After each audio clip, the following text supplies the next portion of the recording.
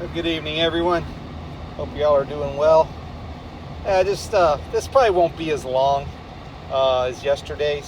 Um, I just want to thank everybody for your comments and your support for that video yesterday. It was very cathartic and therapeutic for me to make a video like that uh, because it's just what I observe, what I deal with, Um, and it was both encouraging and sad to find out that so many other people that commented, maybe that people didn't comment or just agreed. And thank you for the new subscribers as well. Didn't expect that. I figured people would probably more unsubscribe or they'd kind of stay stagnant, but that wasn't the case. And that told me that a lot of people could relate to this. Either they're dealing with it, or they know people who are dealing with these things, or they can just simply relate. And so it's encouraging because you're not in this whole thing alone. Other people are observing the same things or dealing with the same thing. But it's sad that that our society has gone down to the level that it has, where people can now no longer communicate. They barely have a grasp of the English language, a lot of them. People can't write in the English language. Some people, I mean, their grammar is just atrocious. And I'm not mocking people who don't have an education. I don't understand it. I just don't understand how things got to this level, how it got to this point. And, so hearing what other people have gone through, because I'm not really hearing, I haven't received phone calls, but it's like hearing, with text messaging and emails and stuff that are sent. And, that other people are dealing with the same thing is encouraging but sad at the same time, because our society is just crumbling. It's just falling apart. People would much rather communicate through chat groups or group texts or email or whatever else than actually talk to people, whether it be on the phone. And I understand that a lot of people are very busy, they don't have the time for that or whatever, or even getting together and talking to people across from a table, or whatever the case may be. It's like our communication and our social skills are practically non-existent now. And it's just very sad. It's very unfortunate that it's come to this. I blame the pandemic a lot for this, because I really noticed it just fell apart when they made us all social distance and treated us all like criminals, even though we weren't, and lepers and pariahs, and encouraged the face diaper, and you couldn't go certain places, do certain things. I mean, they really destroyed our society with that. And oh, by the way, who was the father of the V? But I digress. Check out my posts if you want, stuff from Greg Manarino and other people, just mentioning a few things here and there that are pretty interesting, pretty relevant to today. But anyway, thank you. Thank you for your encouragement. Thank you for the comments. Thank you for the messages. I do appreciate it. And I know firsthand, because people contacted me, the things they're dealing with. And, it's just sad. It's just sad that people would rather throw people under the bus or be a narc or a tattletale or whatever you want to call them, drop dimes on people, than actually talk to someone face to face and communicate with them. I saw it happen again today. Thank you, Jesus, that I wasn't involved in it, but I saw it happen again today. 4 other people, thrown under the bus. You can't talk to people directly. You can't talk to them like a human being. No, you got to humiliate and embarrass people. And it's just so sad. It's sad and pathetic, pitiful. But that's the way our society is today. It's just the way it is.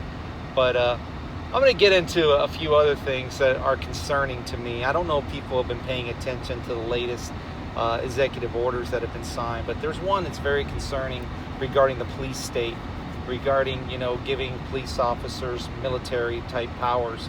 I'm totally against that. for the most part, I do support law enforcement, although I am aware of the Fraternal Order of Police and, Freemasonry, involved and so forth, and how a lot of people in law enforcement are Masons. I get all that. I understand that.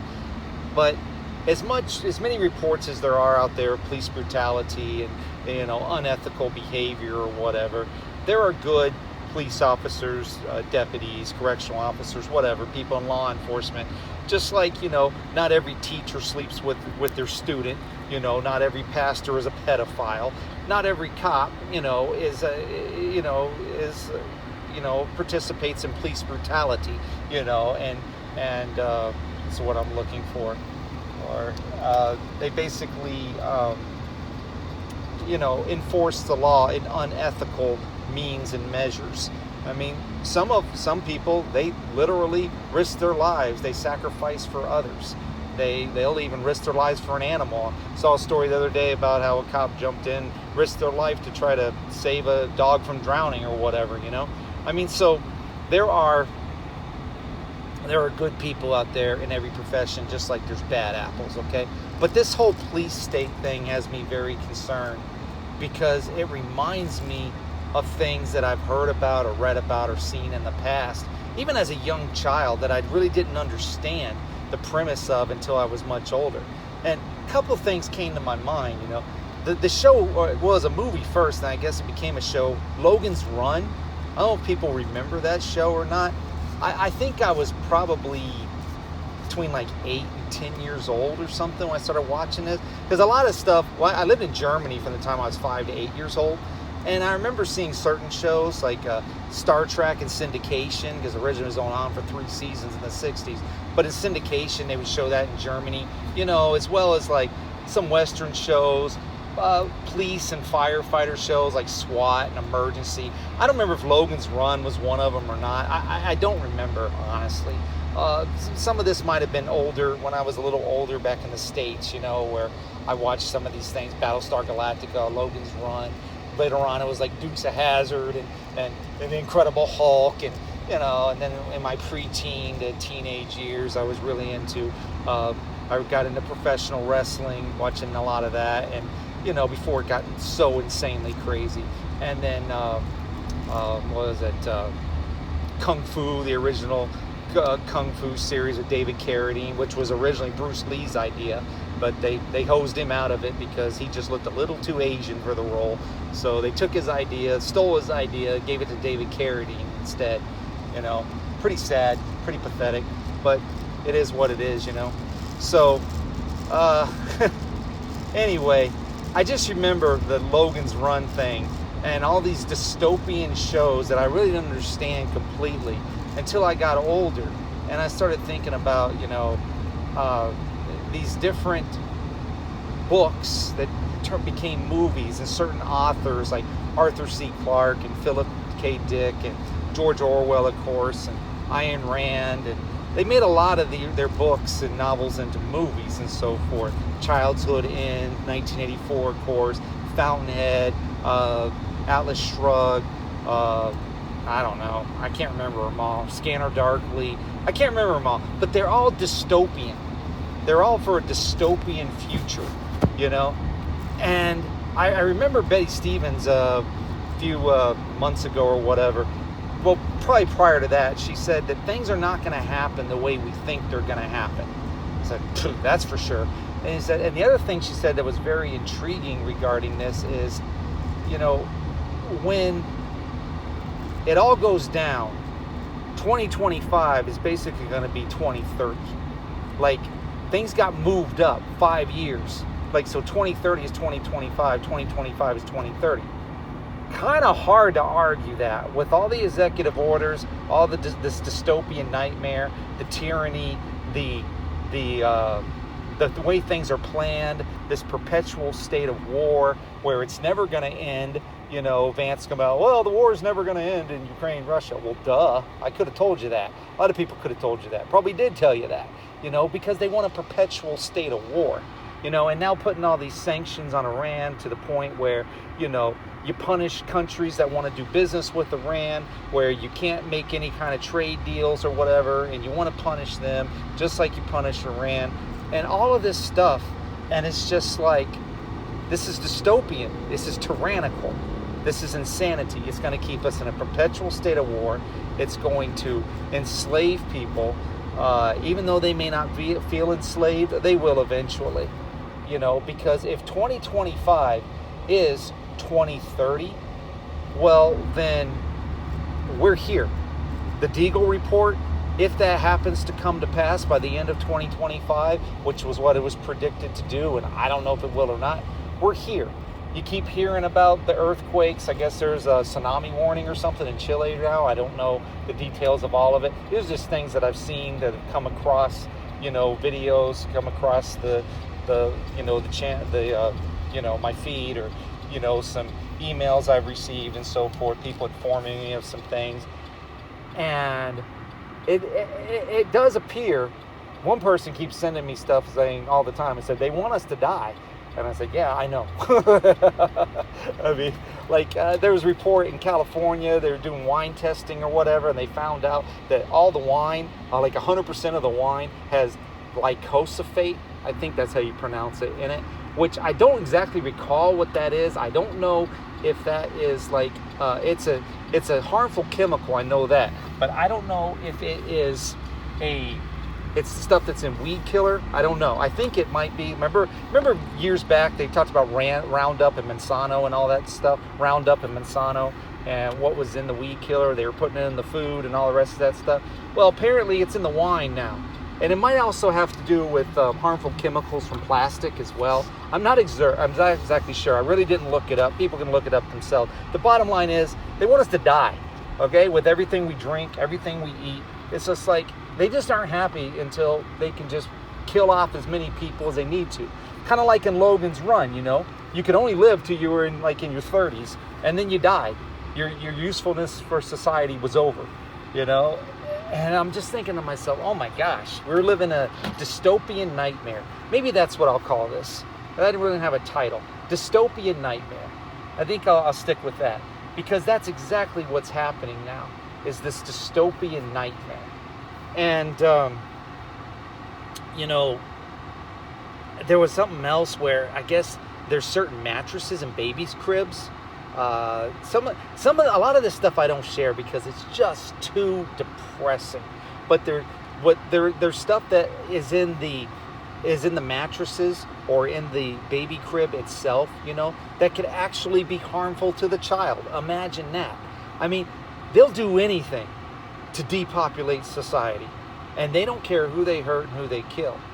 And as I'm hearing about these executive orders or whatever, I'm like, you know what? They just want everybody to die except for the people that they want to live for whatever reasons, because they got to depopulate the world. There's a depopulation agenda that is sick and twisted and satanic out there, and they just want to kill off everybody by any means. If they can't do it in a perpetual state of war, if they can't do it with disasters, if they can't do it with whatever else they have planned, they'll just do it with your food, your water, your alcohol, wine, mattresses, you name it. I mean, they're putting harmful chemicals in everything.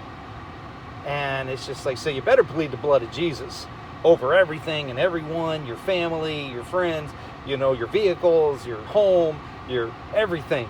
Plead the blood, plead the blood, plead the blood. So all the time before you eat anything, ingest anything, thank the Lord for it.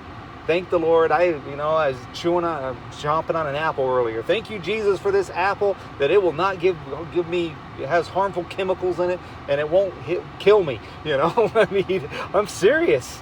I mean, because you just don't know. We don't know what we're eating anymore. And get ready for two other things that I got to go. Stuff that I know about that I can't share all the details on, okay? But I know I have inside information about the pharmaceutical stuff. Listen, if you are on life-saving drugs, or your family member, or whatever else that you need, get your doctor to prescribe more if he can, because there's going to be shortages. There's going to be shortages. And if this is stuff that you need to live, okay, Maybe you want to pray for deliverance. Maybe you want to pray that you no longer need it, that Jesus heals you completely and fully of these things. But if that's not the case and you need these medications, you might want to get more prescriptions. You might want to get refills. You might want to get what you can while you can. There's going to be shortages. There's going to be shortages on pharmaceuticals.